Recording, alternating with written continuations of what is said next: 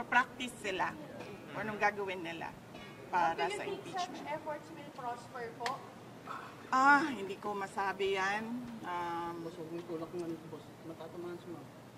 Hindi ko masabi yan na kung mag-prosper or hindi. Pag nandyan na, sasagutin natin, then iiwan na natin sa Congress.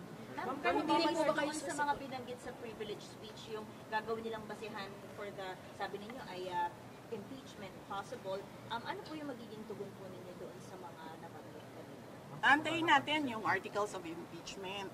Doon tayo magbabase kung ano yung isasagot natin dahil hindi naman natin alam kung ano talaga yung final na isasulat nila. Nagte-testing sila ngayon kung ano yung gagawin nila. But how do you say, ma'am, na testing po ito for impeachment? Oo.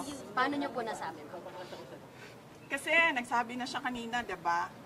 Determination of malfeasance, non-feasance, misfeasance. So, ibig sabihin,